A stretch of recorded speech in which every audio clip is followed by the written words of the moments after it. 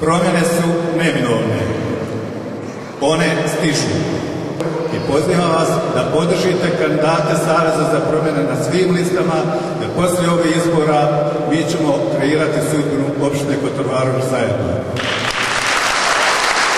Pozivam i druge političke stranke koje nisu u Savezu za promjene. Svi zajedno idemo u promjene jer nama je ovdje živjeti u našem Kotor-Varošu.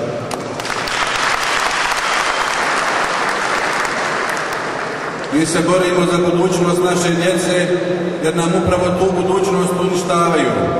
Uništavaju nam školstvo, uništavaju zdravstvo, ali njih nije briga za našu djecu. Važno je da su svoju na budžet smjestili. Kako objasniti mladom čovjeku koji je završio fakultet da ne može da se zaposli zato što mu je mjesto zauzeo sin Željke Cvijanović ili kćerka Zorana Tegeltije? Penzije u Republici Srpskoj su najniže u Evropi. Iznosni koeficijent iznosi 39%. Na taj način penzioneri su pokretni za 532 miliona, a nam Rade Rakulj i Petar Đobić koji hoće da preživi ove izbore sad poručuje kako traži povećanje penzija 3% pred izbore. Gospodine Glamočak, sve čestitke na ovoj divnoj organizaciji. I zaslužujete kao organizatori da tražite od budućeg mandatara gospodina Mladena Bosića da jednu od prvih sjednica vlada održi upravo ovdje u Kotor-Varošu.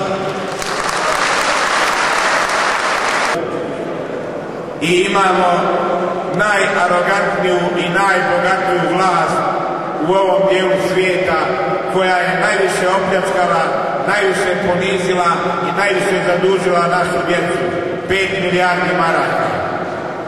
Vrijeme je da toj vlasti upišemo refu, fakturu i da vidimo kakav je njen rezultat, a kakva je imovina funkcionera u zadnjih 9 godina. Da izvadimo iz ladice sve ono što je Boško Čeko napisao. Da im pokažemo da nije bilo krađe. 12. oktobra narod Republike Srpske će odlučiti kojim putem će krenuti.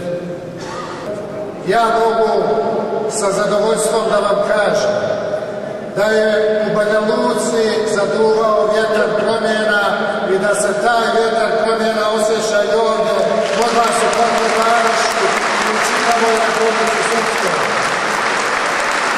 Oni više ne mogu da prevare narod. U ovih proteklih 9 godina rekli su šta su imali da kažu i pokazali su koliko znaju. Ali mogu da pokušaju jednu strašnu stvar koju ne smijemo da im dozvolimo. Mogu da pokušaju da ukradu izbore.